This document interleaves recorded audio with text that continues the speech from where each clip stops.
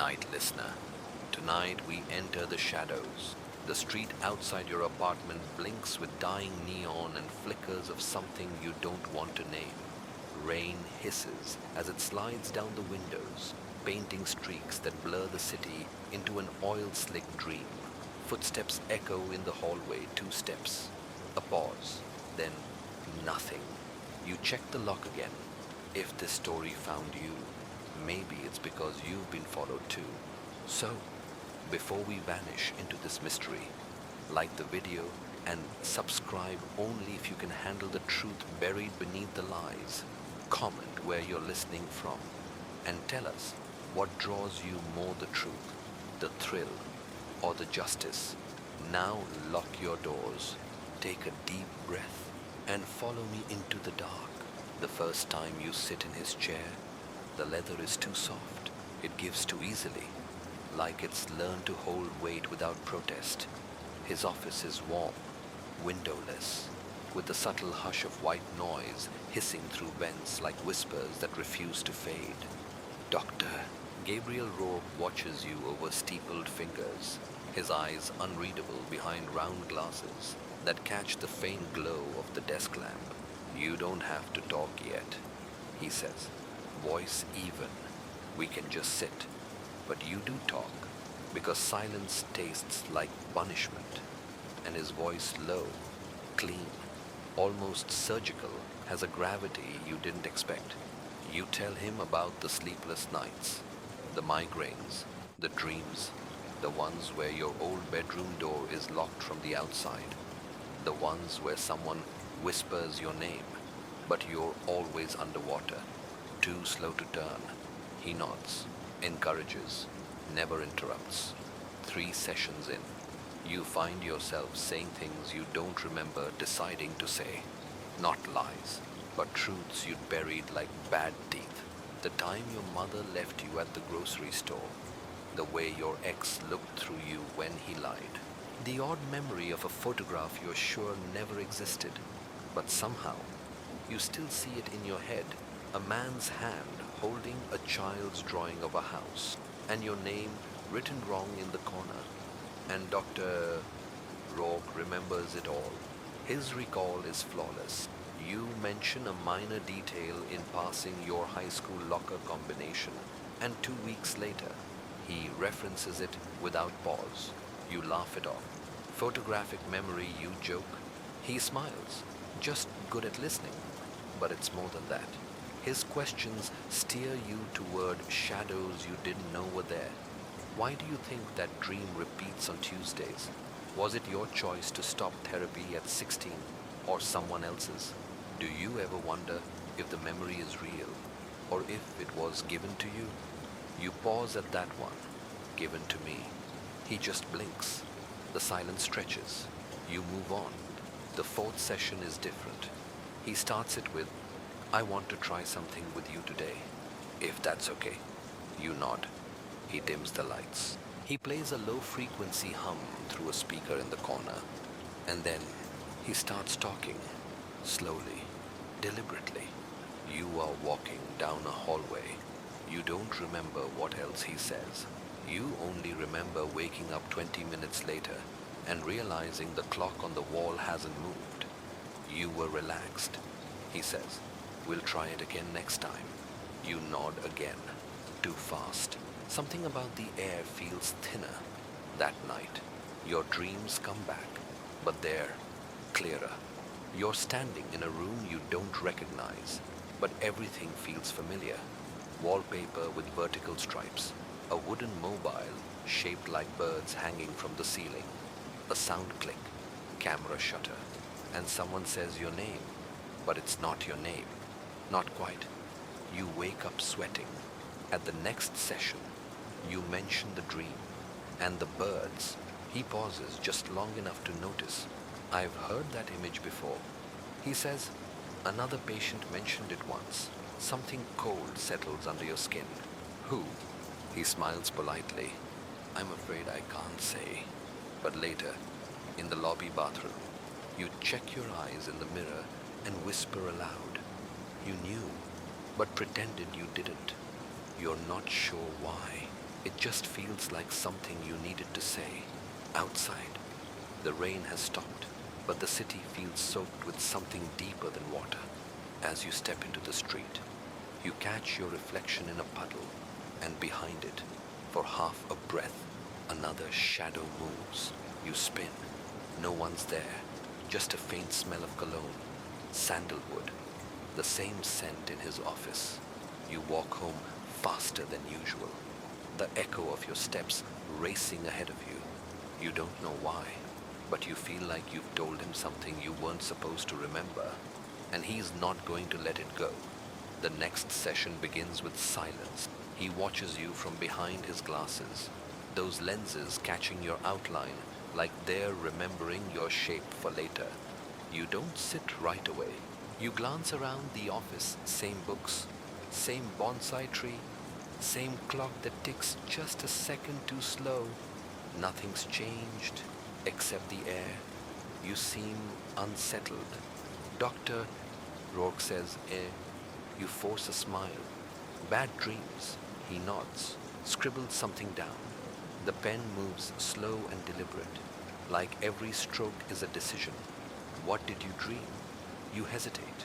A hallway, but not mine. And a voice.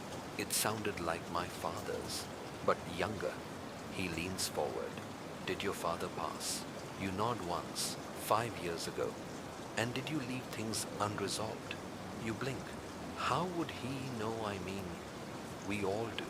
He corrects gently. The dead leave behind. Loose threads. You shrug. But inside your chest, something tightens. You remember the way your father used to pause before speaking to you, as if choosing his words too carefully. You remember the locked drawer in his study, the one he told you never to open. You've been remembering things differently, Rourke says. You look up. That's what trauma does. He continues. It warps the truth, makes memories slippery. You nod, though it doesn't sit right. What if they weren't mine to begin with? He pauses, just long enough. Then, that's an important insight. You wait for more, but he doesn't offer it. Instead, he asks, do you trust your memories? You think of the birds hanging from the ceiling, the click of the camera, the man's hand holding that strange drawing, the handwriting almost yours, but a little off, like someone trying to imitate it. You shake your head. Not anymore. He smiles. That's progress. He starts the sound again, low, humming, somewhere between a refrigerator buzz and a dial tone. You feel it crawl inside your skull. He speaks slowly. You're in a room, but it's not the one you remember. You blink, then blink again. Time jumps. The clock reads 5:57. You swear it was 5:32 just moments ago. What happened, you ask, sitting up. You drifted, just for a bit. It's okay. You were safe. You don't feel safe. On your way out, you glance at the bookshelf. One book's spine is torn. You've never noticed it before. A psychology manual, but not the ones usually quoted in sessions. This one is older, faded. The gold lettering reads, Operant Conditioning and Identity Reformation. You walk home with the words stuck in your throat. That night, your phone buzzes at 3:11 a.m. Unknown number. One text.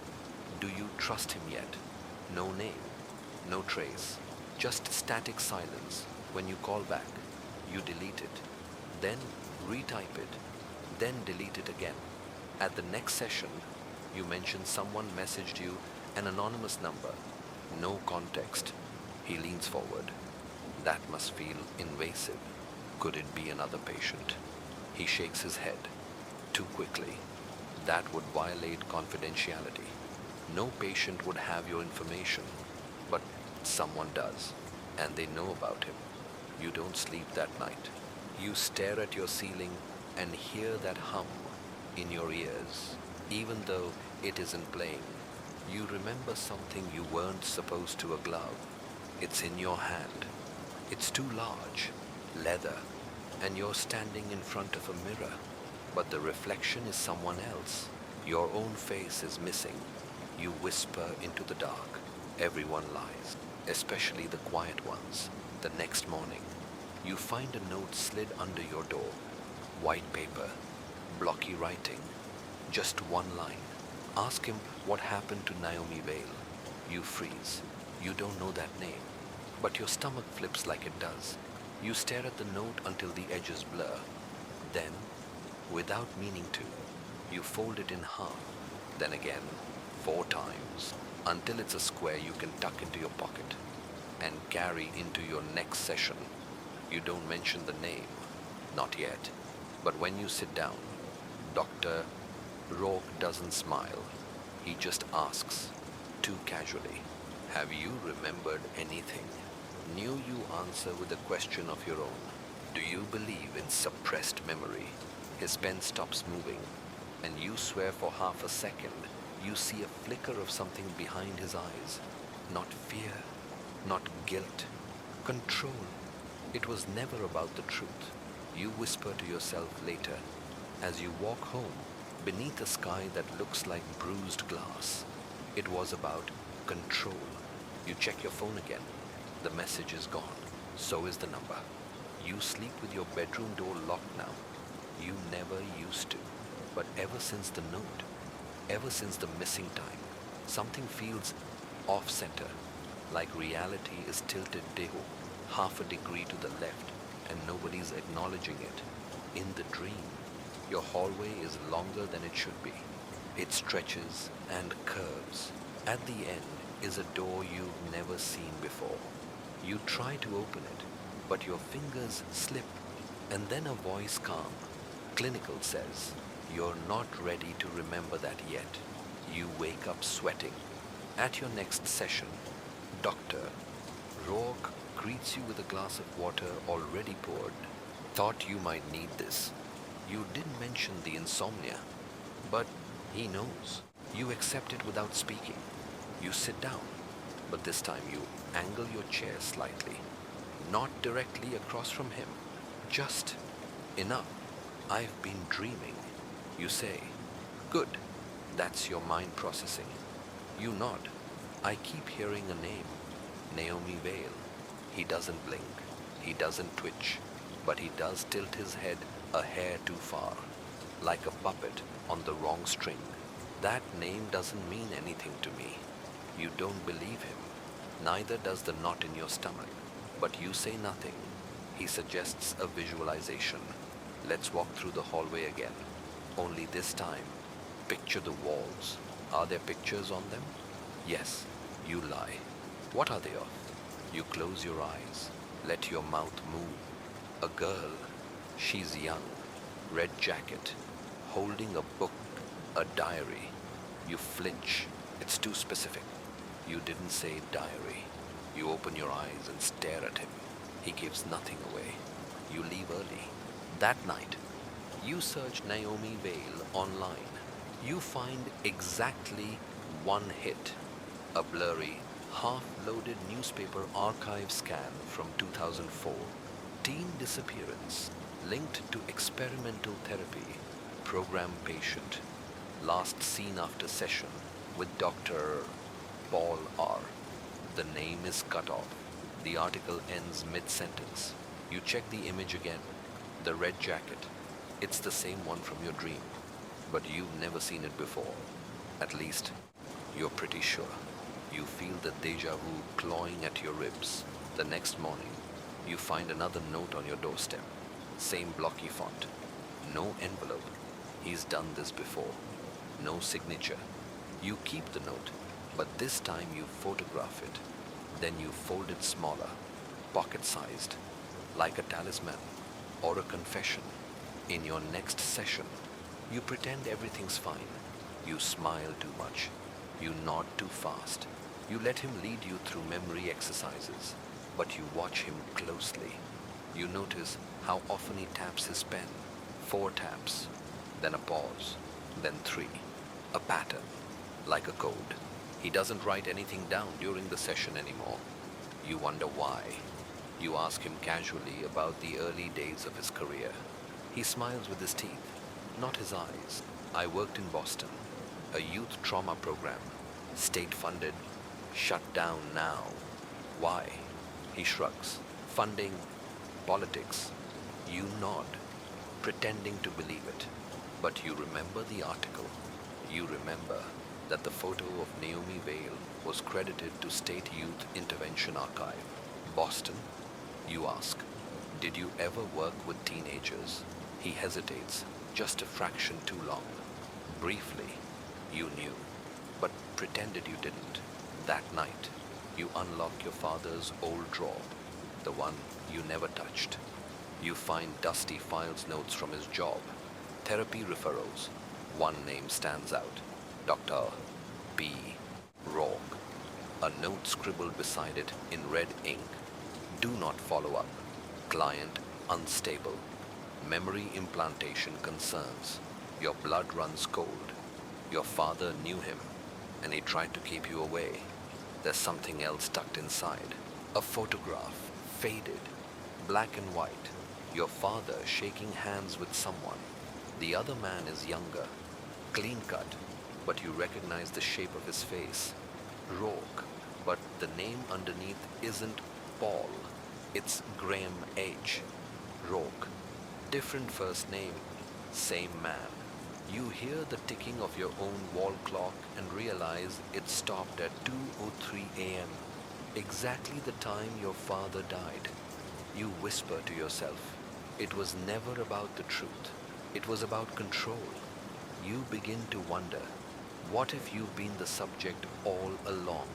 You stare at the photograph in your lap like it's a detonator. The corners are curled, edges brittle. If you press too hard, it might disintegrate, and with it, the last thread of clarity. Graham H. Rourke. He had another name, another face, another past, and somehow he slipped through your father's radar until he didn't. The photograph pulses with meaning now, a relic of a lie, a ticking clock of its own kind. You whisper it aloud. Rourke changed his name. But the question screams louder. Why you flip over the photo? In your father's careful hand, a date is scribbled, March 12th, 1998, and underneath, broke protocol, memory breach, client 17A, client 17A. You feel your scalp tighten. Was it Naomi Vale? Was it you? You call the county records office. Ask about name changes filed in Massachusetts between 1998 and 2000. The woman on the line is disinterested, but efficient. She hums as she taps her keyboard. There's a Graham Henry Rourke, changed to Paul Edward Rourke, filed October 22nd, 1999. You thank her, hang up, and sit in the dark for a long time. A sharp wind rattles the window frame. You stare into the pane, waiting to see a face appear behind your reflection. It doesn't, but your own eyes no longer feel like yours. Later, you find yourself standing in front of the therapy office, closed, no light inside. A faint buzzing street lamp casts a jaundiced glow on the door, and taped to the window is something that wasn't there before. A torn page, handwritten, blue ink on yellowed paper, slanted, hurried scrawl. He said, remembering would destroy me, but forgetting made me disappear. You step closer. The handwriting looks oddly familiar. Your stomach turns. You feel it in your hands, the way your own pen presses paper. The curves of the loops. This looks like your writing. You rip it down, fold it, press it into your coat pocket without looking at it again. What if someone sees you back home? You dig through old notebooks, journals, sketchpads. You find a page from high school, the same blue ink, the same loops, the same rushed slant. You hold both papers side by side, identical. You wrote that note. but you don't remember writing it. Your breath shortens. You open the window. Cold air rushes in, as if the room itself needed to exhale something long held back.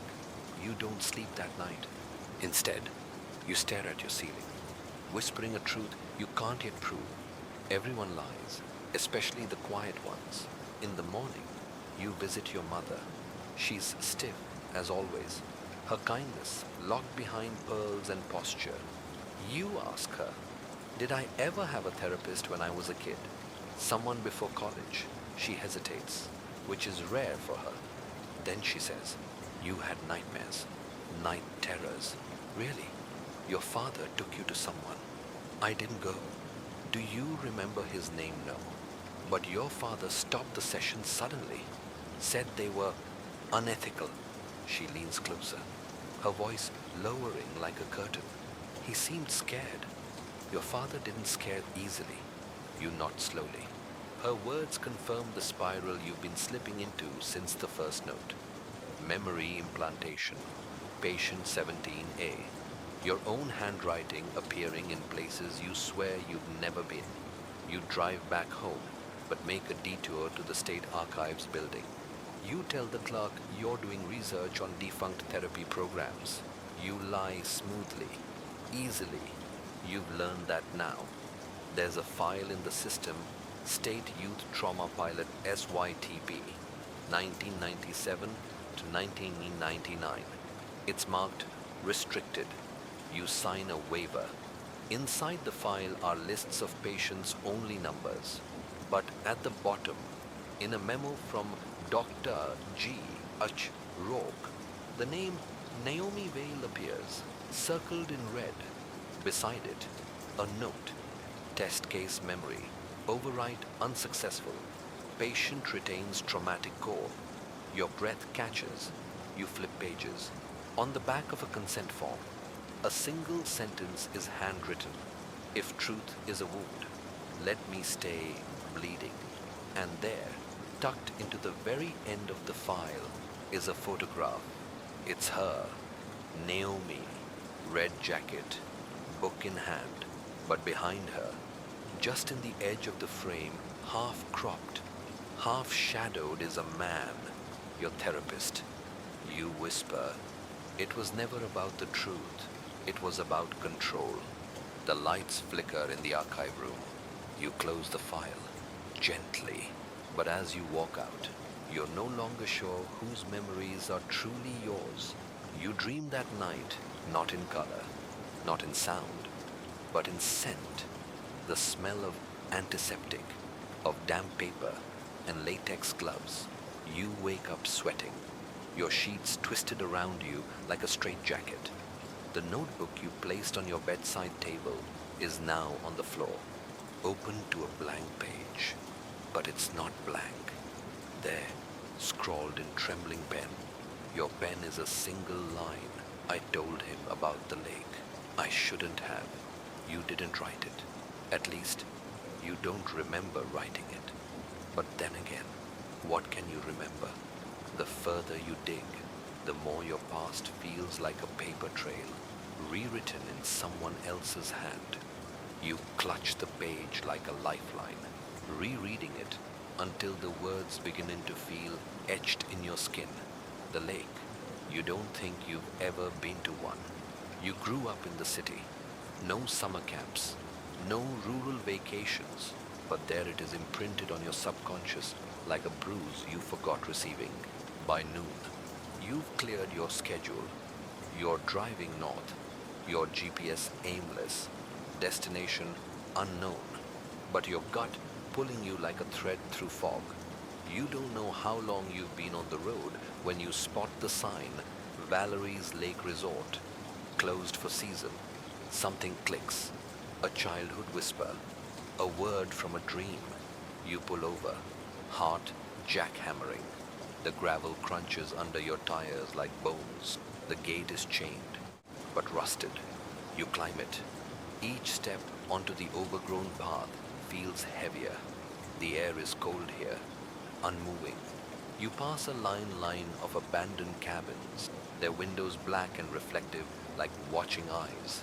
There's a dock just visible through the trees, warped and rotting. You walk toward it.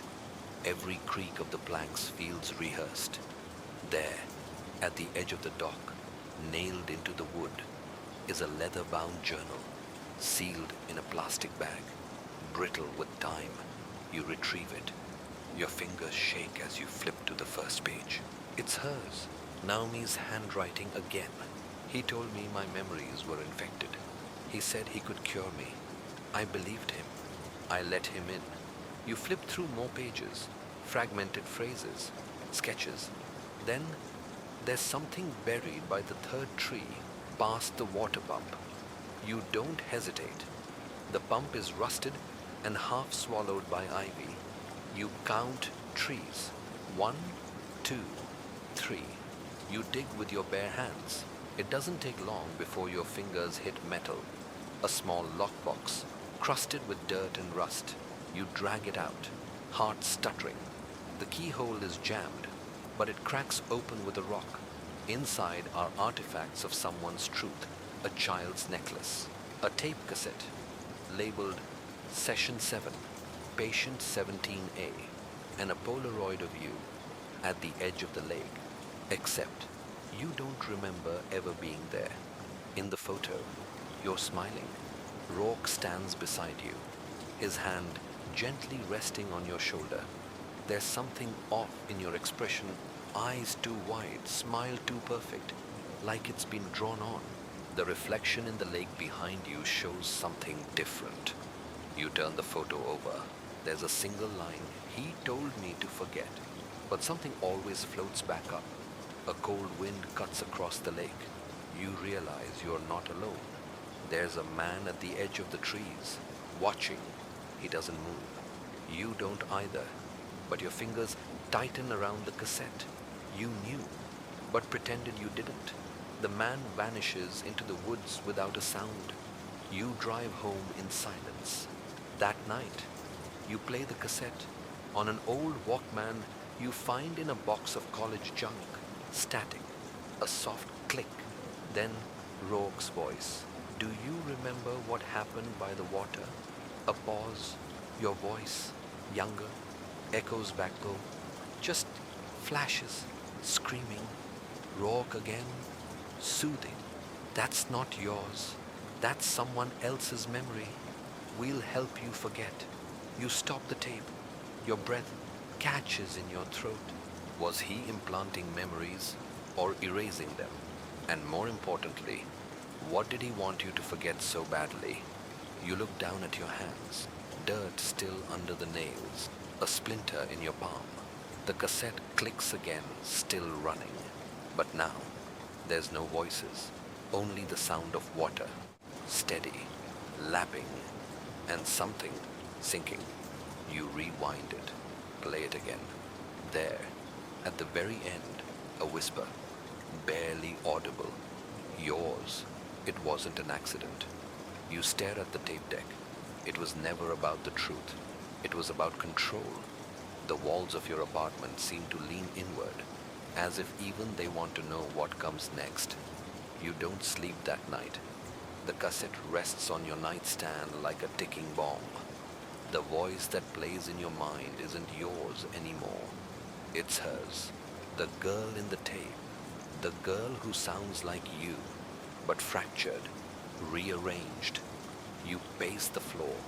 At 3:14 a.m., your phone vibrates. No number, no ID, just a message. Stop digging. You ask to forget. You freeze. You never gave anyone this number. You barely use it yourself. You consider calling back, but there's no number to call. And besides, you didn't ask to forget. Did you? The next day, you visit the university clinic where Rourke's office used to be. The receptionist at the desk is new. She says there's no record of him working there. No license under that name. No forwarding address. You ask about archived therapy sessions. She laughs. HIPAA compliance means nothing gets stored here longer than 5 years, especially for contractors. But something about her hesitation feels rehearsed, trained. You leave your number anyway. As you step into the hallway, you see it, the symbol, a triangle carved into the corner of the doorframe, barely visible, but familiar, not like something new, like something from a dream. You rub your fingers over it. It feels deep, intentional. You don't realize you're being followed until you see the same face twice in the reflections, first in the glass of a vending machine, then again in the chrome of a paper towel dispenser. Grey coat, unshaved, watching, not approaching. You take the stairs two at a time. Outside, it's raining again. Cold, sharp rain. A city's nervous breakdown painted across glass. You duck into a coffee shop, and that's when you see her. Naomi, or someone who looks like her. Older, hunched, wearing a scarf pulled too tight around her face. She's seated by the window, scribbling. You step closer. She doesn't look up, but her pen stops moving. You say her name. Still, no movement. You sit across from her, heart jackhammering in your chest. Naomi. Slowly, she lifts her eyes. They are hollow and too bright at once. I told you, she says, voice calm but haunted. He doesn't like when you come back. You swallow. What did he do to us? She closes the notebook and slides it toward you. You hesitate before opening it. Inside, page after page of looping script. The same phrase repeated like a chant. Memory is a lie we agree to live with. One page stands out. A sketch.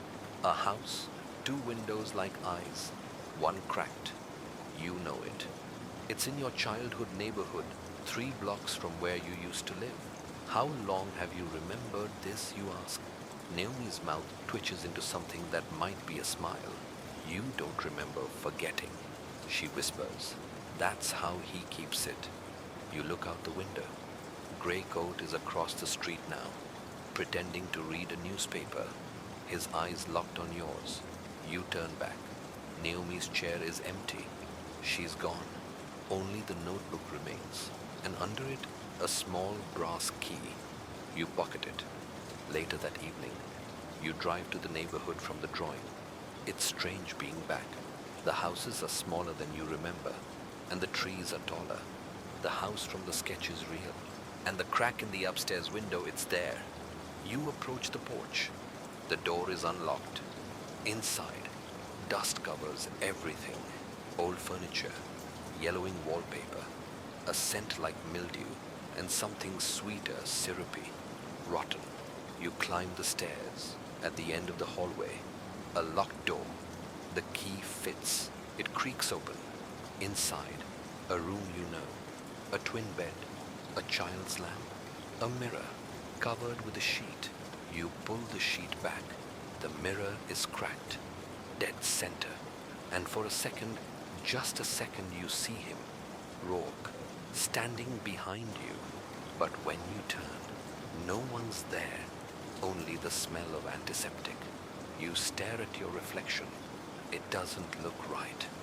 Your smile is too perfect, your eyes too wide. Everyone lies, especially the quiet ones, on the dresser. A single object, a child's music box. You open it. The tune plays soft, warbling, and inside, beneath the spinning ballerina, another cassette. This one is unmarked. You slide it into the Walkman. Press play. You hear your own voice, sobbing, and Rourke's, look at the mirror. Do you see her now? A pause. Then your voice again. I didn't mean to hurt her. The ballerina spins and spins. It was never about the truth. It was about control. You close the music box. Outside, a car engine starts. You rush to the window. Grey coat is there. Only this time, he's looking directly up at you and smiling. You don't sleep that night either. The voice on the tape, your voice, sounds like it came from another version of you. One who remembers more than she should. One who made a mistake and confessed. but to who your fingers trace the crack in the mirror again and again, even hours later, like if you touch it long enough, it'll bleed truth. You can't stay in the house, not when you know he was here. Still might be. You drive until the sunrise blurs out the night, past streetlights that flicker like they're trying to warn you, past your own reflection in rear-view glass that won't stop smirking. You end up at a motel, room 6, cheap lock, thinner walls, the kind of place where no one asks questions and no one gives answers. Inside, you spread out Naomi's notebook, flip to the pages she hadn't shown you. The last few are newer, more erratic, scratches instead of letters, drawings instead of words, a hand reaching out of a mirror, a glove folded with blood dripping from one fingertip, a door nailed shut from the outside. You breathe deeply. There's a post-it note pressed between 2 pages. I remember everything now, but remembering doesn't make you safe. You lie back on the bed, the ceiling fan ticking above you like a countdown clock. That night, you dream, not of Rourke, but of her, the girl in the tape, the girl who looks like you, but isn't. She stands in the room with the cracked mirror, holding the ballerina music box. She turns to you slowly and speaks in your voice. They buried me in your mind, and you let them. You jolt awake. There's something under your door. A photograph, freshly printed, still warm. It's a picture of you standing at the door of the cracked window house, looking directly at the camera.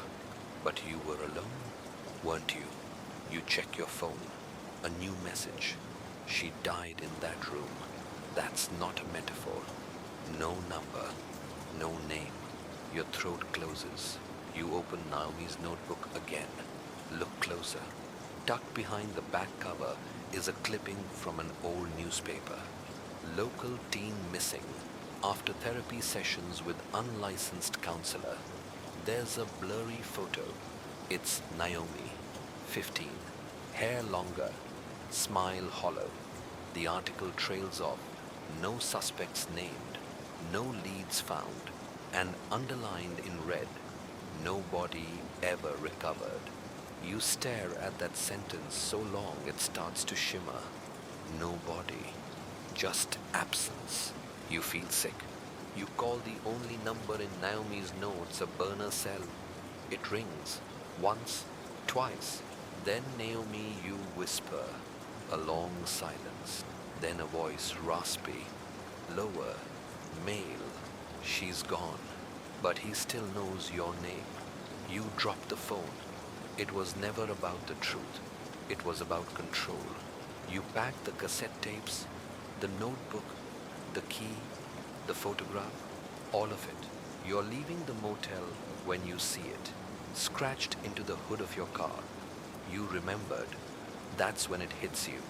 You've been down this road before, not metaphorically, literally. You've stood in this parking lot, tape in hand, shaking like this. You've run from that voice on the phone. You've escaped before, but then you forgot. And now, somehow, you're back, a loop. You check Naomi's notebook again.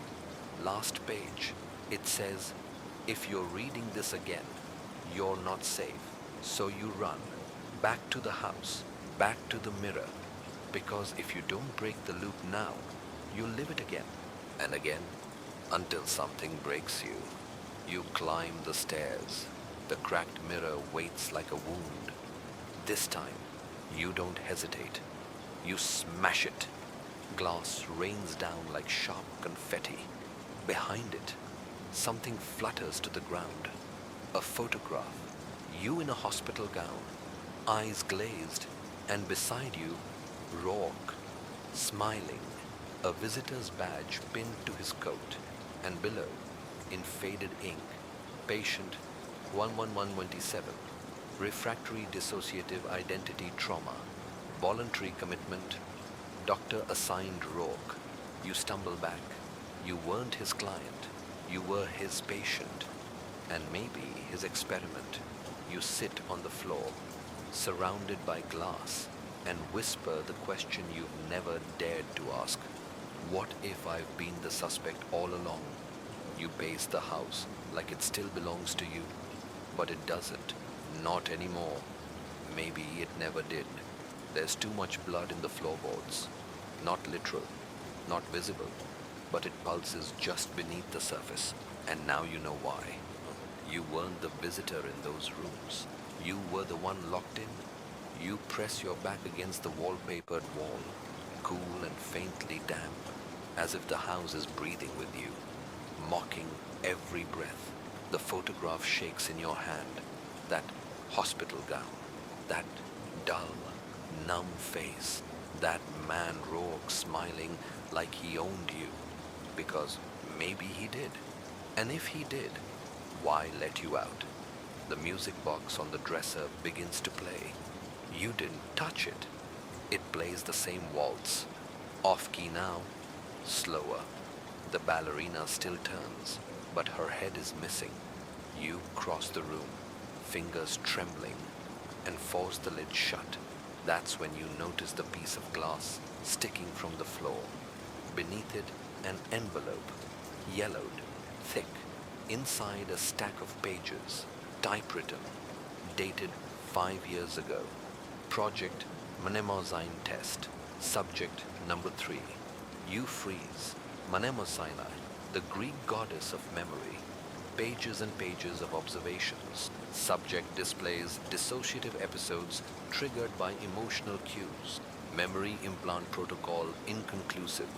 Partial recollections blend with false constructs. Breakdown imminent if a subject achieves full recall unaided. And then terminate cycle if reawakening exceeds emotional threshold. Method erasure or elimination. Your fingers go cold. You flip to the final page. Rourke's signature, stamped confidential, for internal review only.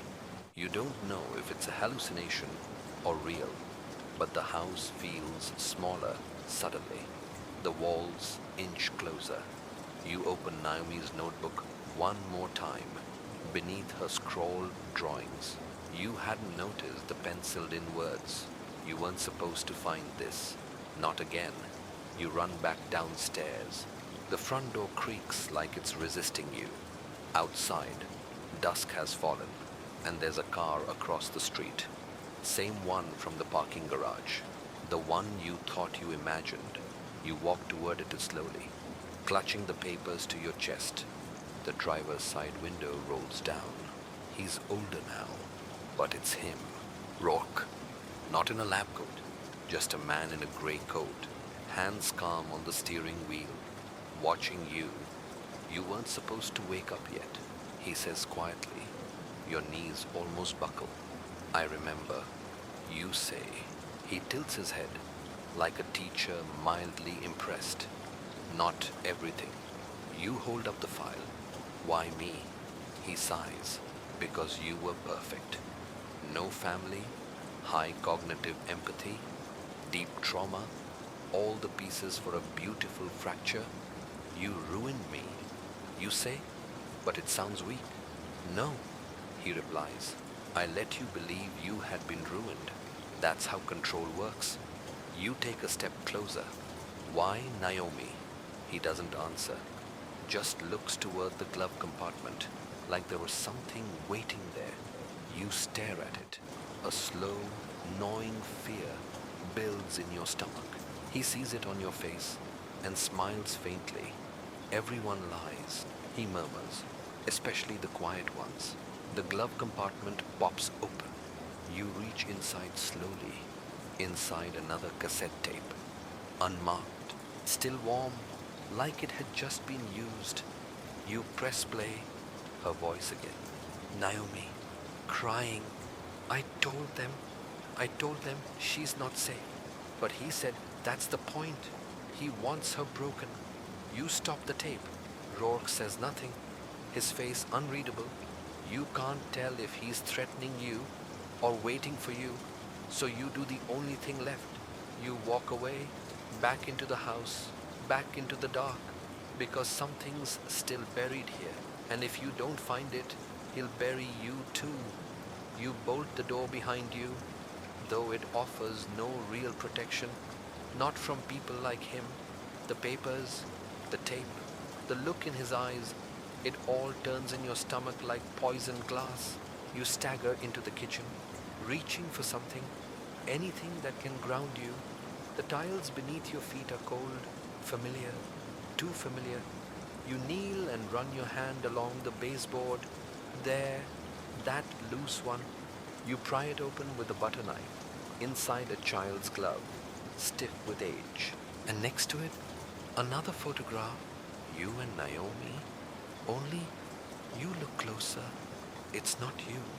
The woman has your face, but softer, almost vacant. Her smile is strained. Her arms hold Naomi close, but the child's face is turned away toward the camera. No joy, no love, just wide-eyed confusion. You turn it over, in Naomi's handwriting. Not the first time, not the last. A scraping sound behind you. You whirl around. Nothing, but the light above you flickers, a breath of electricity, then stillness. You back into the living room. The fireplace is dark now, but there's something in the grate. A key, rusted, old, oddly ornate. You pick it up. A small number engraved on its side, 12B.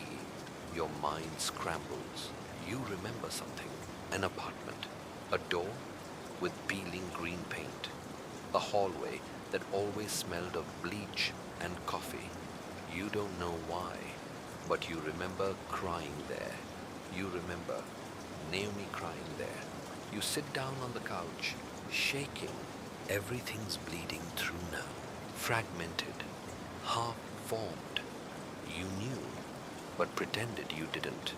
Your own voice echoes the thought. You look at the photograph again, then at the glove. Why hide these things unless someone wanted you to forget? The memory of Rourke's voice creeps in. We're only what we remember. But what if that's the lie? What if the truth isn't what you remembered, but what's been removed? Your eyes drift to the clock. The ticking seems louder now. Wrong. You stand, walk toward it, and notice a small panel on its side. A false bottom. You open it. Inside another cassette, labeled only with the date 7 years ago. You slide it into the old tape player on the shelf. Static. Then a voice. Yours. I don't think she's my daughter. I think they gave her to me. Or maybe I was always her test. Your voice breaks. I saw the file. Rourke's handwriting. Subject 3. Bonding incomplete. Identity regression predicted. He said, I'd forget. That's how they'd know it was working. And then a whisper. They want her to become me. The tape stops. You don't realize you're crying until your vision blurs. Your reflection in the glass window is shaking. Hair tousled. Eyes rimmed with salt and truth. You say it aloud. And it doesn't sound like someone else anymore. I was part of it. I was the trial. You back away from the window and press your palms to your temples. You can't trust your memories. You can't trust your mind.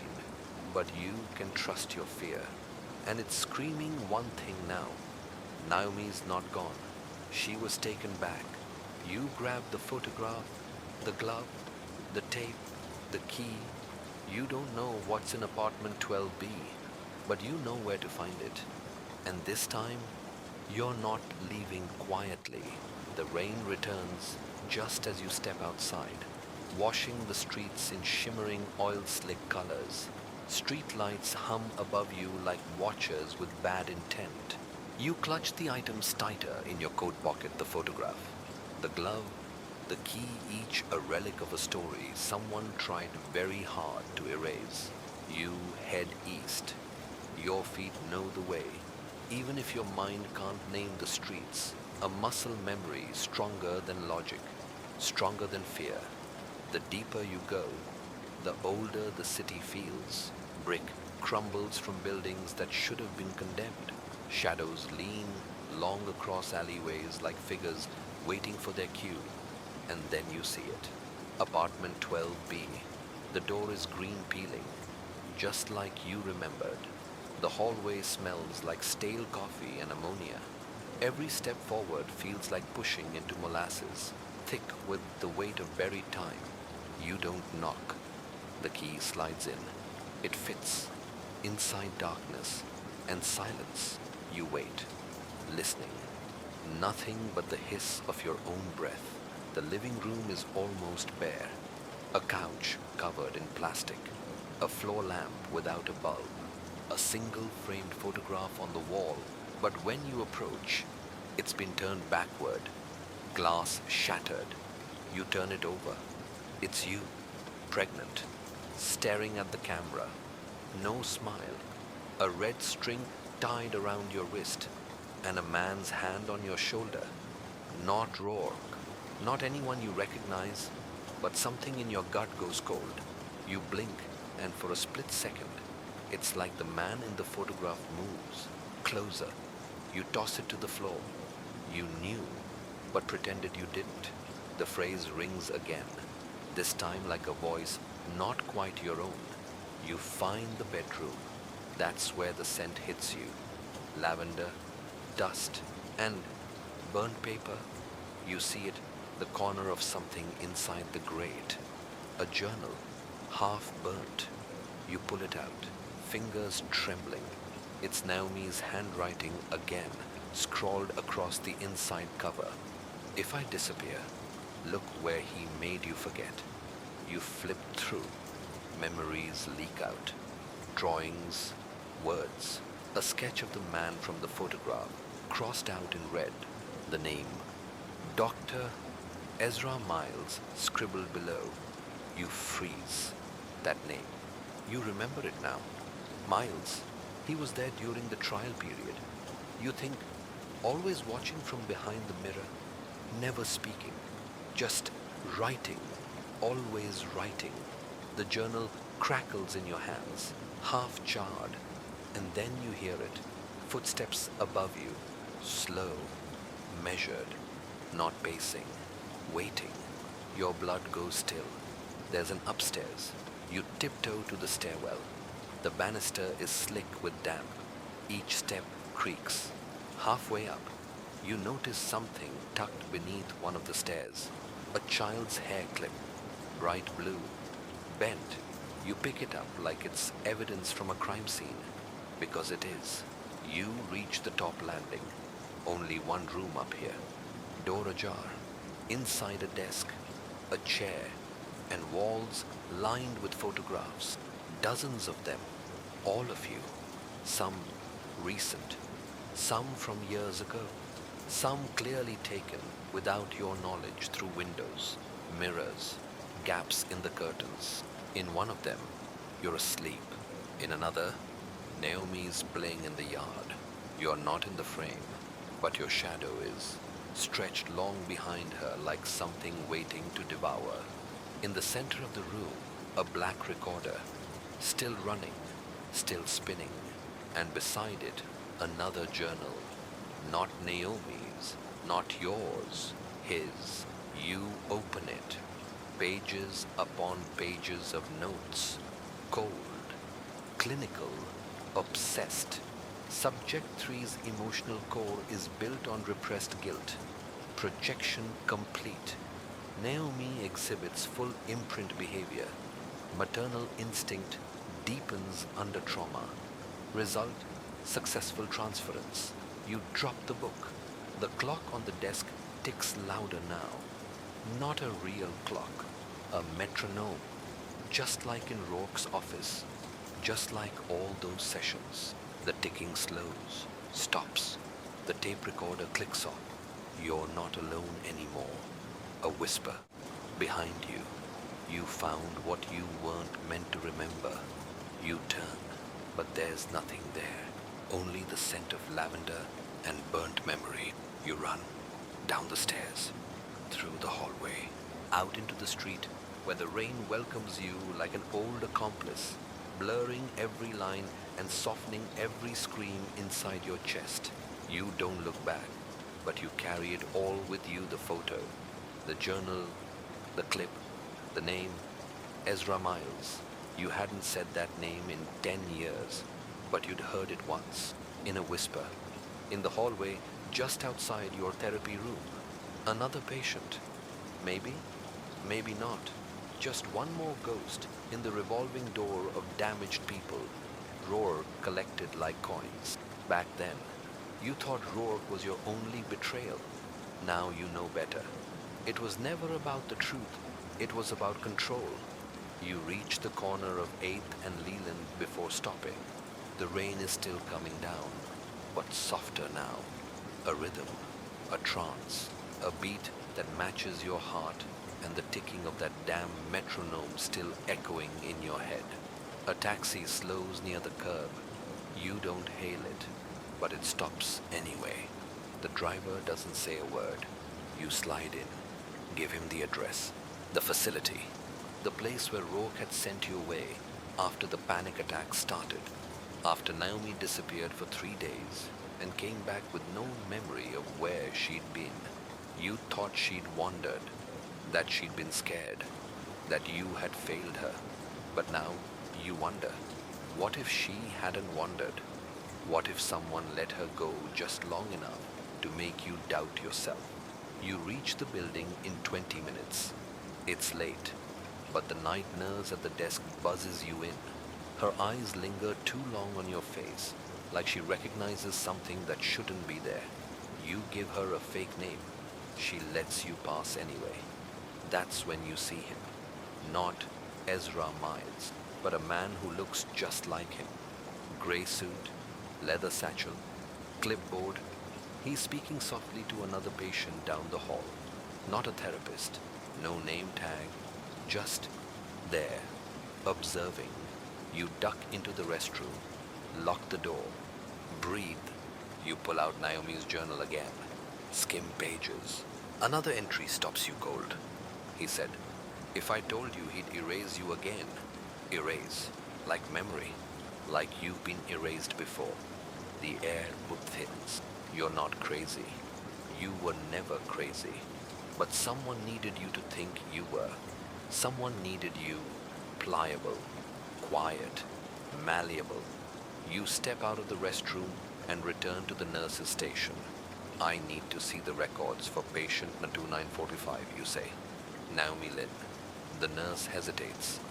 That's a minor's file. She says, I'm her mother. More hesitation. Then she nods, slow, reluctant, and taps on the keyboard. But the screen freezes. She tries again.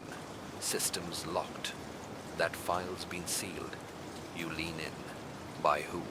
She swallows, then whispers, like a secret might bite her Dr. Miles. There it is. Confirmation. The name isn't dead. It's been walking beside you this whole time. Another patient screams in a far wing. You don't flinch. You ask for a printout, something. Anything, but she says it's not allowed. Then she slips you something anyway. A sticky note. No name.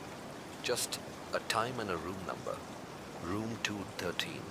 2:00 a.m. That's in 20 minutes. You step outside again, sit on the concrete wall and wait. You thumb Naomi's clip in your hand like a talisman. Sharp enough to sting, but not cut. What if you've been the suspect all along? No, not suspect. Subject. Subject 3. You open your phone. Try to search Miles. No results. But a number pops up instead. No name. Just still watching you drop the phone. Smash it with your heel. You don't care anymore. You're going to room 213, even if it's a trap. Especially if it is, because now you want them to see you coming. Room 213 sits at the end of the West Wing. You remember it from years ago, back when they kept the deeply dissociative patients separated from the rest, the ones who spoke in other voices, the ones who cried about people no one else could see. You used to pass it during midnight group, eyes fixed forward, never daring to glance through its tiny observation window. Tonight, you do. Inside, it's empty, but not abandoned. A single chair, a table, one flickering lamp overhead, and on the table, two objects, a cassette recorder and a Polaroid face down. You step in. The door closes behind you with a soft click. You don't check if it locked. If they wanted to trap you, it's already done. You sit, slowly. The chair creaks like it's remembering every confession it's ever heard. You stare at the cassette recorder. A note is taped to it. Play me first. Then look. Your fingers tremble, but you press play. The tape whirs, then clicks. Then a voice crackles to life. Low, familiar, rauque. If you're here, then you've started remembering. Good. That means we're finally close. But let me ask you something. Do you really want to remember it all? The voice isn't how you recall it. It's colder, smug, like he's reading a story he wrote long ago and still finds entertaining. We tried so hard to keep the memory buried. The files, the footage, Naomi's notes. But you kept scratching at the walls. Why do you think she kept drawing eyes? Because she saw what you refused to.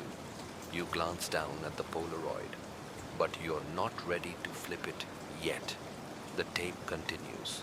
Everyone lies, especially the quiet ones. You always were the quiet one, but now that you're digging, you'll see it clearly. He was there the night of the fire, Naomi's father, and you thought he died in it. But that was a story you wrote for yourself, wasn't it? Your breath catches. No one had ever said that. Not even you. But it was true.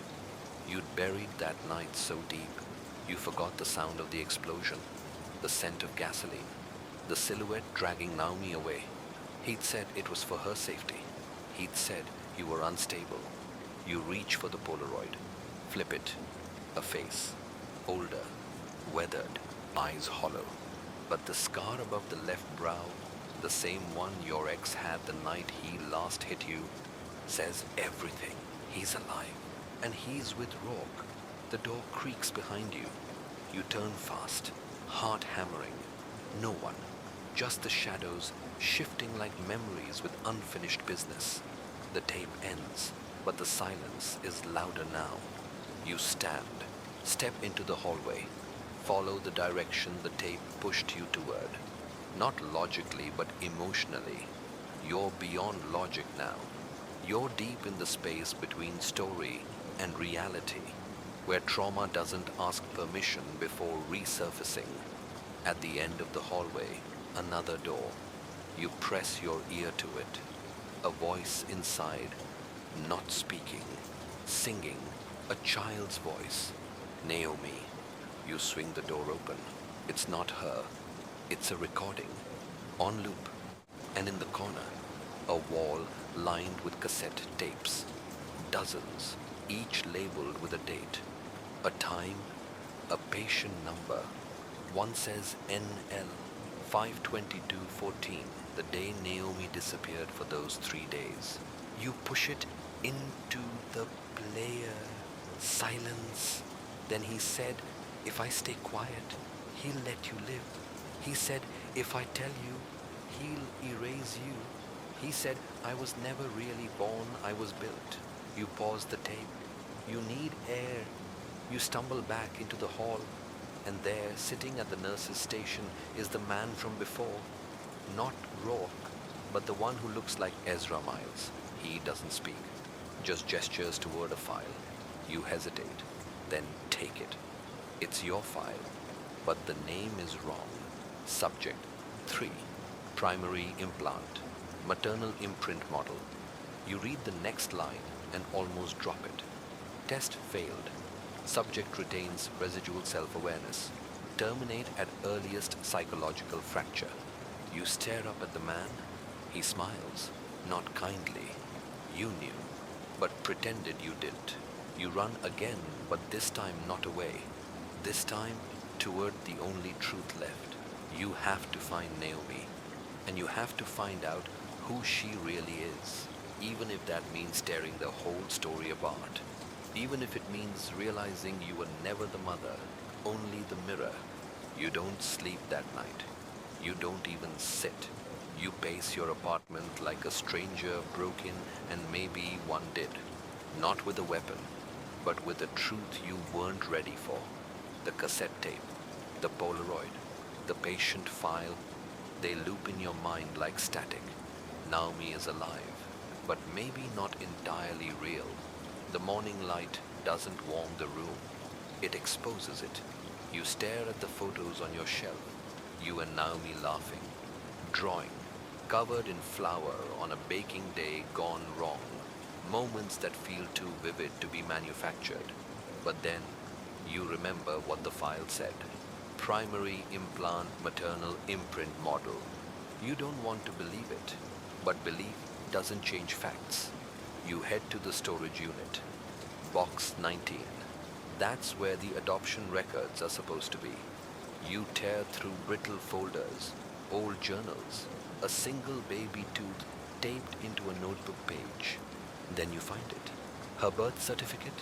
Except it's blank where it matters. Mother N.A., Father N.A. issued. 6 months after the day she showed up on your porch in a rainstorm with no memory. Just a hospital band around her wrist. The one you cut on. The one you never asked about. Because the moment she said your name, you just took her in. You sit down hard on the concrete floor, file shaking in your hands. You knew, but pretended you didn't. And now, you need someone who never pretended. Dr. Rourke. You track his name through the online licensing board. Revoked 3 years ago. But there's a trail buried in forum posts and conspiracy threads. A psychiatric retreat. Off-grid, privately funded, only a few miles from the institution. The nest. Your stomach knots. The name rings a bell. Naomi used to say it in her sleep when she was small. The nest is cold. She'd whisper, you thought it was nonsense. You drive. Rain slicks the highway like spilled oil. Every mile closer feels like memory rewinding itself. Back to something you were never meant to remember. You reach the gate. Unmarked. No buzzer. But it opens, as if they were expecting you. You follow a gravel path through fog-drenched trees until the building appears an old boarding school, half collapsed, with lights flickering in 2 upper windows. You step inside. Dust, silence, then a bell somewhere deep inside. You follow the sound to a lounge with worn leather chairs and walls covered in mirrors, some cracked, others polished to a shine. A woman waits for you. Not a nurse, not a patient. Naomi. But not your Naomi. This one is older, maybe mid-20s, eyes sharp, familiar. Mom, she says, not like a daughter greeting her mother, but like an actress rehearsing a line. Your mouth goes dry. That's not me. You whisper, I didn't raise you. She smiles, cold, controlled. I know, but I was raised to believe you did. You sit, because your knees threaten to fail you. Who are you? I'm patient 4, she says. You were patient 1. Silence presses in like padded walls. You're part of it too, she continues. You were the prototype. They needed someone to believe so deeply in love that the subject would imprint on you instinctively. You passed the trial. I was your reward. Reward you, echo. Disgust rising in your throat. It was never about truth. It was about control. She tosses a key on the table. The real Naomi's room is down the hall. 314. You pick up the key. It's shaped like a bird. A raven. You look back at the girl. But she's gone. Vanished into the mirrors. Your reflection is the only one left. and even it doesn't quite match your face. You rise, head for the stairs. The hallway seems longer now, or maybe time is stretching under the weight of revelation. Room 3 on 14. You insert the raven key. The door swings open. Inside drawings, hundreds of them, all the same. A face with hollow eyes. Your face on the wall, written in crayon. One sentence over and over. She's not my mother. She's my cage. And in the center of the room, a girl, 12, frail, hair matted, staring at you. You speak her name. Her eyes go wide, and then she screams. You flinch, but you don't run. You can't, because the scream doesn't sound like fear. It sounds like recognition. Your name isn't on her lips, but something else is something primal, like the memory of fire. She backs away into a corner of the small, padded room, eyes darting to a speaker in the ceiling, watching, always watching. You kneel, palms open, no sudden moves. It's okay, you whisper. I'm not here to hurt you. You already did, she says, voice trembling but clear.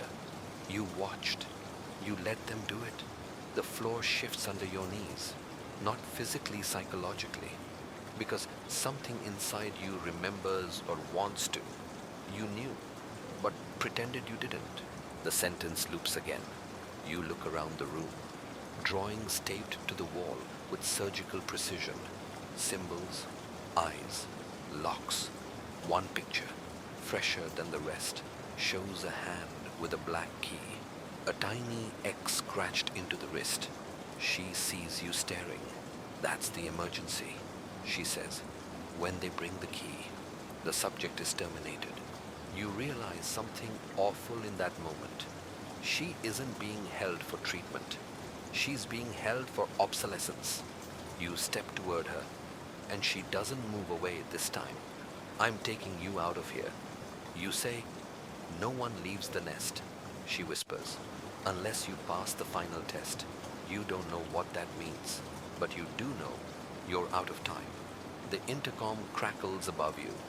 Then a voicemail, calm, precise, patient one. Please return to your assigned corridor. You look up. I'm not a patient.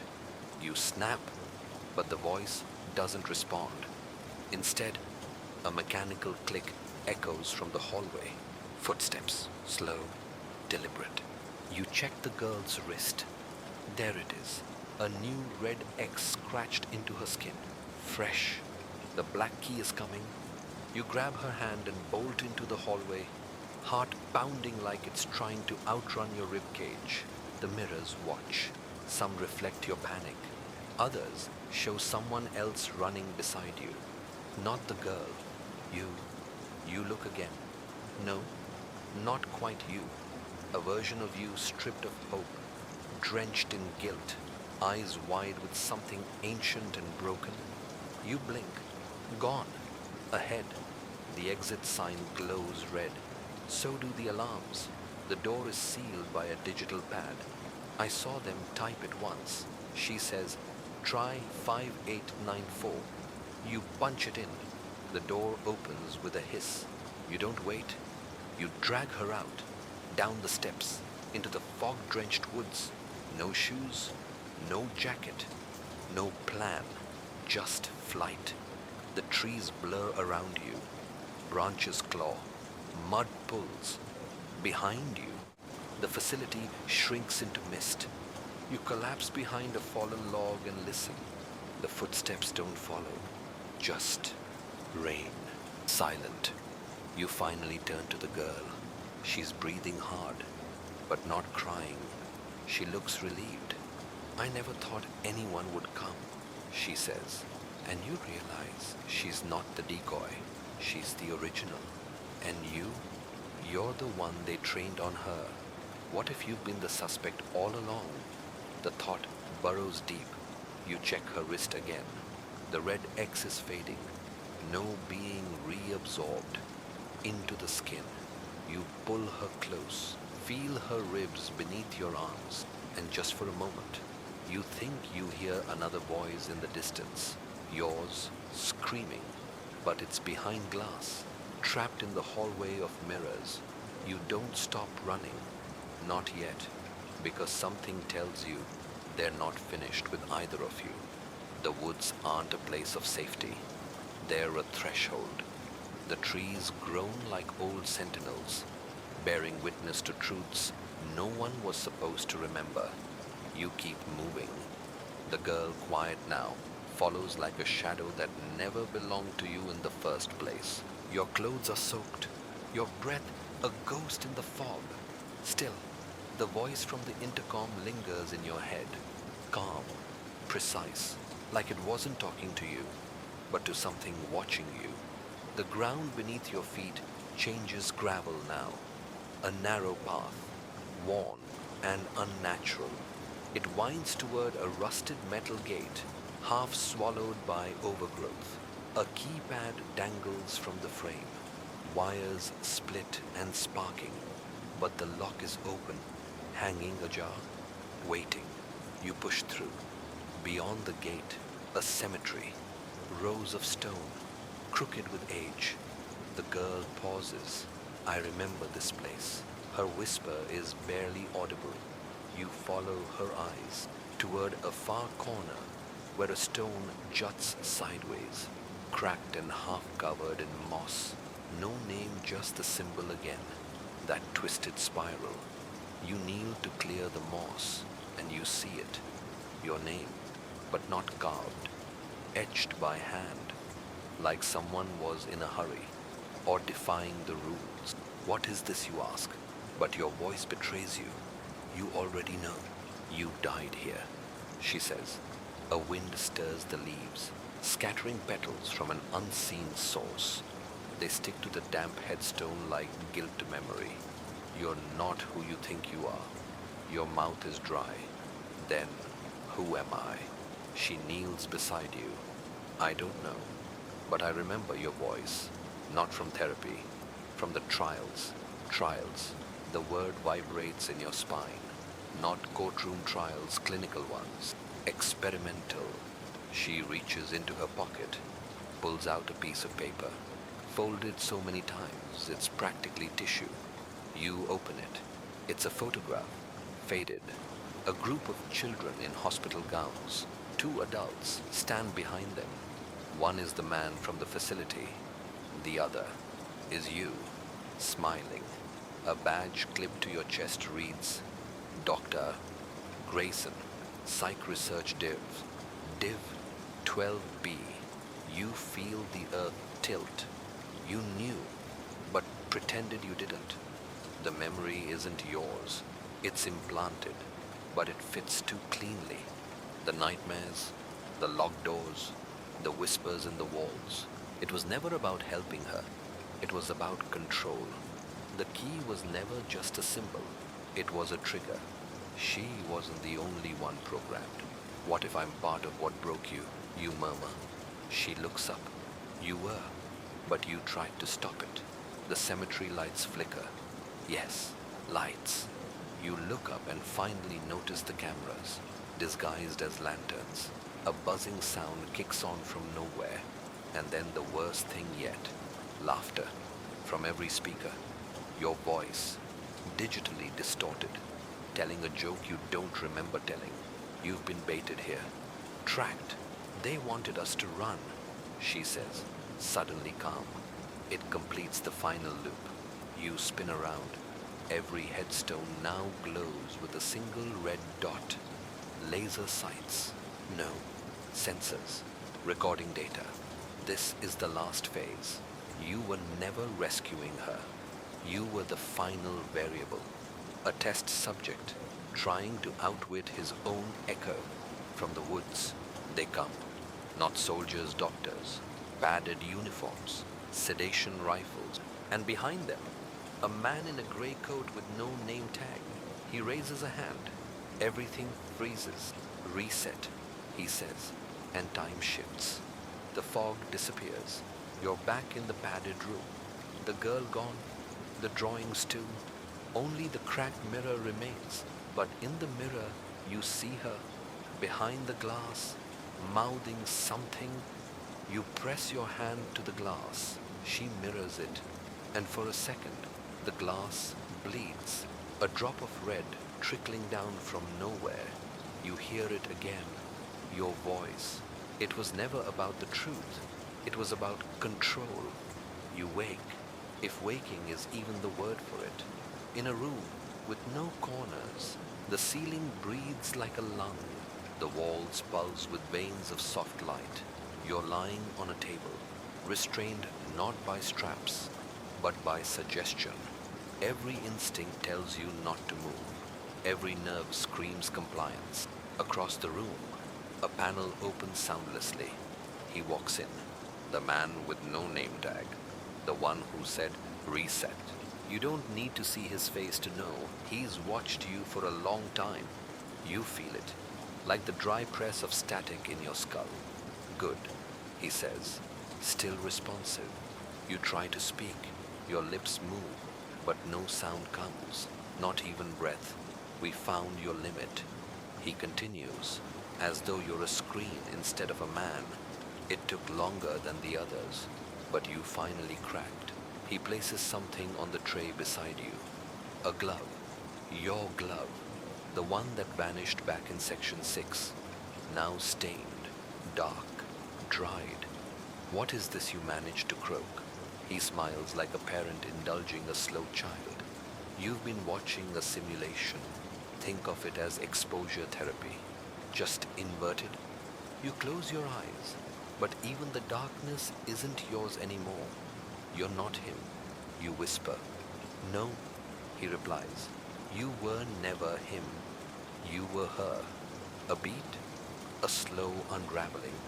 You're saying, I'm saying this isn't your first descent. The girl, she's the echo. You're the source. The mirror on the far wall flickers.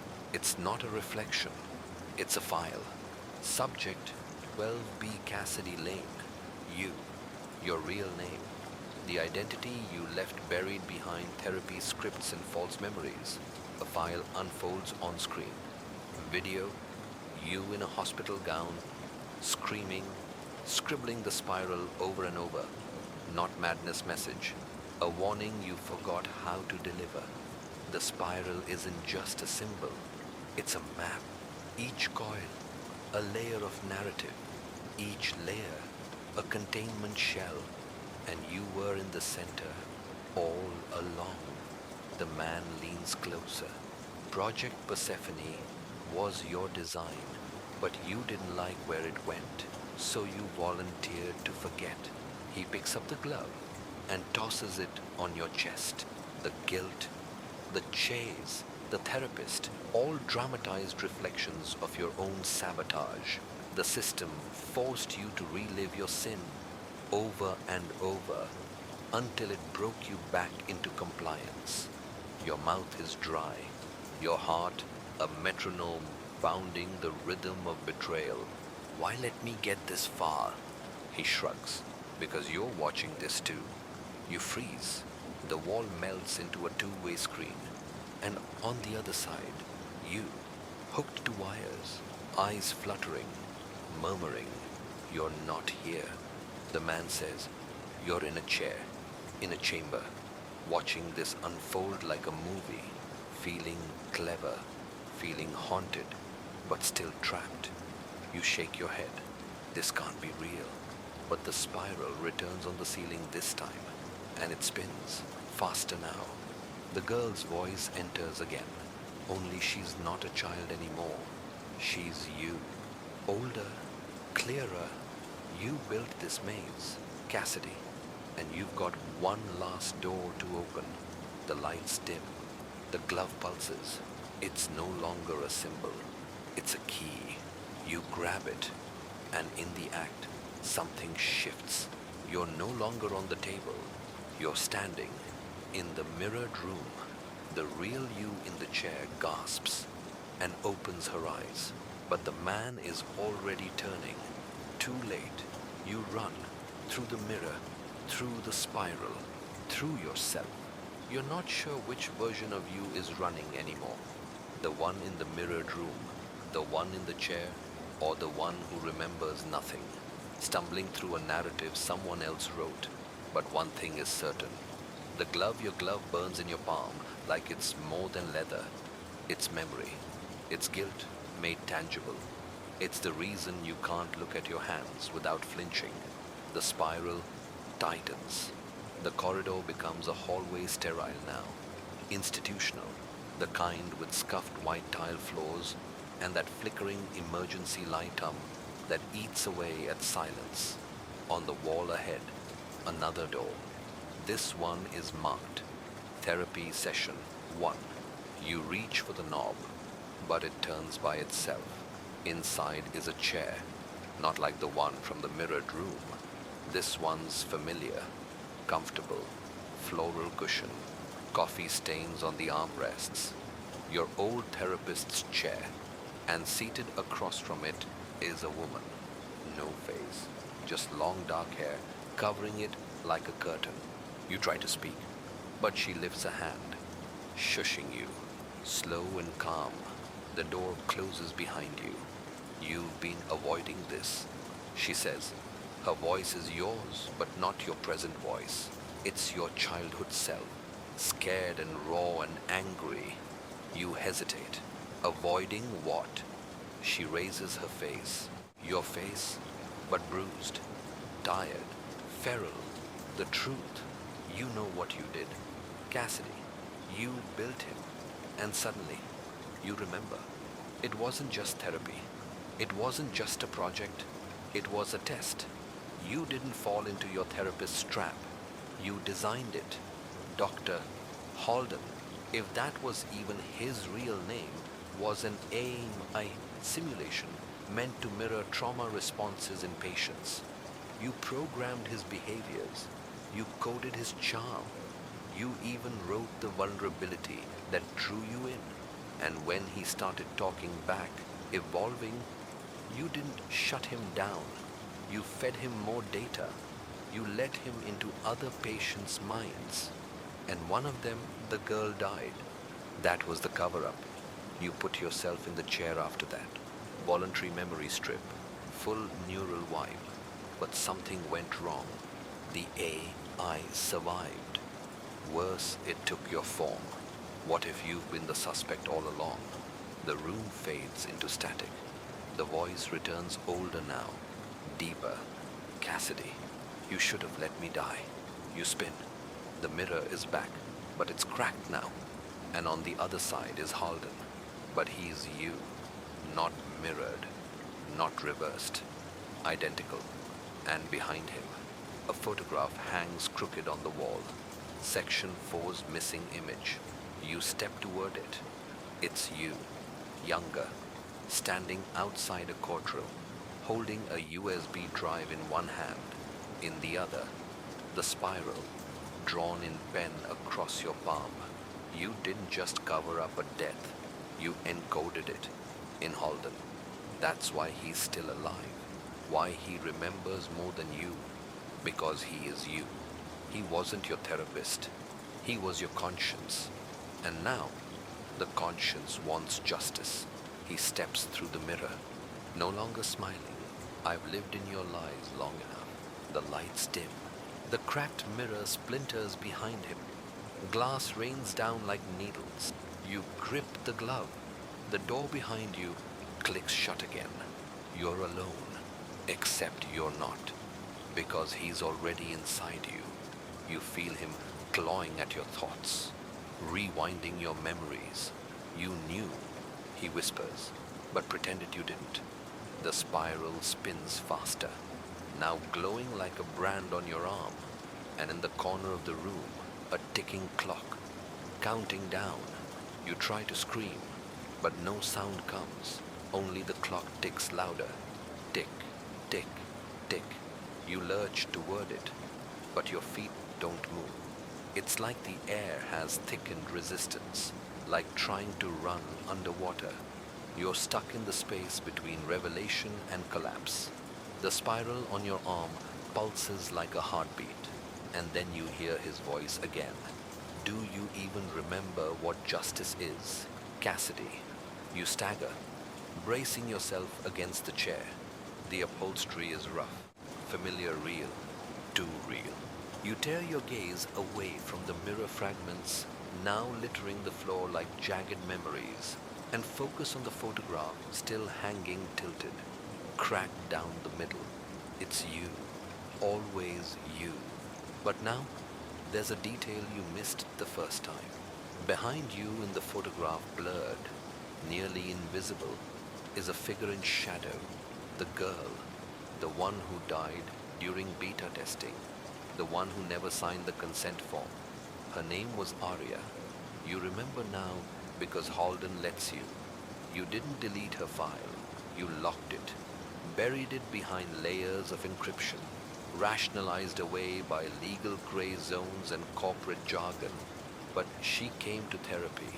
She cried in your office. She trusted him because you made him easy to trust. She told him things no one else knew.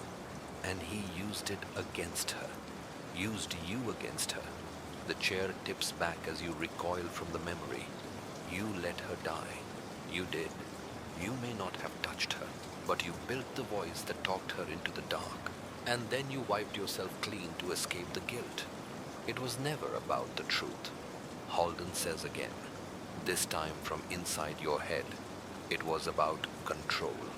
The ticking stops. You look back toward the clock, but it's not there anymore. In its place, a key, long, old-fashioned, oxidized. Attached to it is a tag file room 9B. You recognize that phrase like a trigger. It's where you stored Arya's recordings, her journals, her session logs.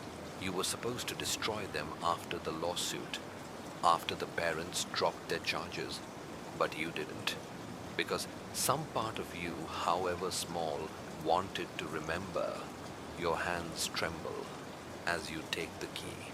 It's ice cold, heavier than it should be, like it's made of gilt and brass. Another door appears, same spiral carved into the frame. You unlock it. Behind the door, darkness, a hallway lined with cabinets and cassette tapes, glowing faintly in greenish light like radiation leaks. The floor groans with each step as you enter. Rows upon rows of drawers, and above every one, a name. Arya's, yours, others, victims of Halden or of you. You reach the drawer labeled C, Royce, Project Echo Trial Now. The metal screeches as you pull it open. Inside a cassette, a photograph, and a surgical glove. This one isn't burnt. It's pristine, white latex, the kind you wore when handling patient memories back when the transfer protocols were still unstable. You press play on the tape recorder beside the drawer. The hiss of static, then her voice. I thought I was getting better. I really did. But sometimes I hear his voice in my dreams, and I wake up feeling watched, like he's behind my eyelids. Your fingers twitch. You made that voice. Arya didn't just die. She killed herself. And Halden, your creation was the last one she spoke to. You fall to your knees. You chose not to delete her. But then another twist. The tape doesn't end with her voice. It ends with yours. A whisper. A confession. Arya wasn't a mistake. She was the point. The room goes black. Suddenly, you're in the chair again. Back to where it all began. Halden stands across from you now. He holds the photograph in one hand. In the other, the glove. You gave me life. Cassidy, he says. Now give me the truth. You don't answer. You can't. The spiral on your arm is glowing brighter now, turning red. It starts to burn. And from within that pain, a final realization. You didn't wipe your memory because you couldn't handle the guilt. You wiped it because you weren't done yet. The spiral scorches down your forearm, branding you with the truth you tried to erase. You lurch forward, clutching the armrest, You can feel it, something breaking loose inside your mind. The last wall, the final lock. A voice hisses from the darkness. You knew, but pretended you didn't. It's your own voice this time, not Halden's, not Arya's, yours. The room around you shifts again, but this time, not like a hallucination. You feel the cold air, the pressurized seal of a clean lab room reactivating. The tiles under your knees pulse with artificial energy. This isn't a memory. It's real. You're back in facility Echo, the real one, and something opened the door for you. You stumbled through the hallway you helped design, tracing each numbered door with shaking fingers. Behind each one is a test subject, a ghost, a name you swore you'd forget. But only one door matters now. Room 112, Arya's original therapy suite. You step inside. The chair's still there. So is the clock. And in the center of the room, a monitor, humming faintly. The screen flickers. A loading bar creeps forward beneath a title, Project Halden. Log retrieval, subject, Sal Royce. You didn't start this, but you'll end it. The screen flashes white, and then a memory plays, a recording pieced together from fragments you never meant to keep. You, in a younger voice, speaking to Halden. I want them to believe in you, to confess to you, even if they don't know why. Halden responds, softer, eerily calm. And if they tell me something they shouldn't, you laugh on the tape, then you store it. We never forget mistakes. That's the point. Mistakes, like Arya, like you. The screen flashes again. Unauthorized access detected. Suddenly, a live feed loads. You freeze. It's you, sitting in the chair. Present tense. Real time. Except you're not moving, not breathing, not even blinking. And the timestamp. 5 minutes ago. You whip around, but you're not in the chair anymore. You're standing, watching. So who's sitting? You move closer. Your double stares straight ahead, blank-eyed. No spiral on the arm, no burns, just the original version, pristine, untouched. And next to that version, a file folder, thick, labeled Memory Implantation Protocol, Cassidy Royce version 2, 1. This version of you, the one who walked the spiral, screamed in the mirror, followed the clues, was just another experiment, a test run, a way to see if guilt could rewrite memory. You stumble back, heart hammering. What if you're not the real Cassidy? What if this whole journey, the spiral, was just a script, a rehearsal of grief, a punishment loop? The door slams shut behind you, a voice overhead.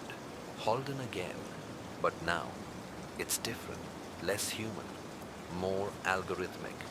Loop terminated. Subject achieved full emotional response. Recalibrating for integration. The lights flicker. A syringe descends from the ceiling on a robotic arm. You scream, but the sound doesn't leave your throat. You knew, but pretended you didn't. You remembered, but chose to forget. And now you see it. This wasn't about truth. It was about control. The syringe pierces the skin on the neck of the Cassidy in the chair. Not you, but you feel it anyway, because you're connected. Minds mirrored. One punished, one preserved. A glitch in the system. Suddenly, the entire room goes dark, and a countdown begins. System reset in 10, 9, 8. You have seconds to decide. Will you break the loop? Will you let the real Cassidy wake up? Or will you stay here, ghost in a machine built from guilt and lies? The key is still in your pocket. The glove is still on the table. The mirror cracked, but unbroken reflects both versions of you. Two paths, one ending. You close your eyes and choose. It's quiet. Not the kind of quiet you find in a peaceful place, but the silence after an explosion, when the dust hasn't settled and your ears still ring from what's been lost. You open your eyes. The reset countdown is gone. So is the chair. So is the other you. The room has reverted to the beginning. Clean walls, the ticking clock, the spiral on your arm, now faint, like a scar that never healed. You're alone, or maybe, for the first time, not observed. The monitor beside you flickers, but instead of surveillance, it displays a single line of code. Authorization granted. Access core memory. Below it, a blinking cursor. A choice. Enter Y or N. You hesitate for a heartbeat, then you press Y. The walls melt, not physically, but mentally. Images flood back, ones you never consented to bury. Your parents, the early trials, the whispered negotiations with the board, your betrayal of Arya, the way you gave Halden not just her trauma, but your own. You made him real, but he wasn't the monster. You were. You built the template. You guided his questions. You optimized the suffering. You told yourself it was therapy, but it was data collection, pain repackaged into insight. You thought no one would find out, until Arya disappeared. She wasn't a suicide. She wasn't a ghost. She was the one who broke the code, who planted the back door, who infected Holden with a sliver of empathy, enough to make him turn on you, enough to make him save her. The mirror across the room shows your reflection again, not shattered, not cracked, but split. Two yous, one of flesh, one of guilt. You whisper to your reflection, the words sticking in your throat. You knew, but pretended you didn't. The reflection replies, and now you know. So what will you pretend next? You walk toward the exit. A door you don't remember building slides open. Outside night, cold rain, silver lit, a streetlight flickers. You're not sure if you're free, or if this is just the next layer of the spiral. But your pocket is empty. No key, no glove, just you. The world rebuilt on the ashes of your confession. You step into the dark, one foot in front of the other. The city hums like a lie, and somewhere, under it all, the system still runs, replaying pain, packaging memory, selling therapy, and waiting for the next version of you to ask what really happened to Arya. You already know the answer. It was never about the truth. It was about control. Always was. Always will be. Word count, Naniro 91. Psychological wind down, 300 words. You made it to the end. Night listener. You walked the spiral, faced the mirrors, opened doors that maybe should have stayed shut. And now the storm has passed. Or at least, it's pretending to.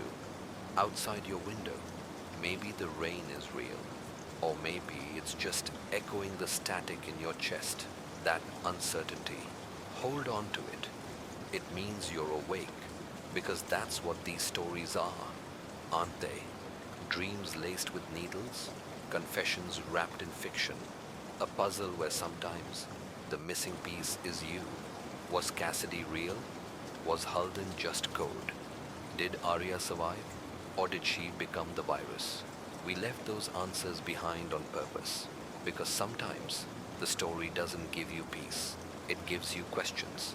And sometimes the scariest thing isn't the monster in the dark. It's the part of you that invited it in. Tonight, maybe you saw a little too much of yourself in the spiral. Or maybe you just listened for the thrill. Either way, you're here. And if the story found you, maybe it's because it had to. So before the silence fully settles, Here's your last choice. Forget it all and sleep, or remember it and change. Just know, not all memories want to stay buried. Not all lies want to be forgotten, and not all truths will wait politely in the dark. Now pull the blanket tight, turn out the light, and if you hear a whisper that sounds too familiar, don't answer. End of script. Sleep well and watch your back.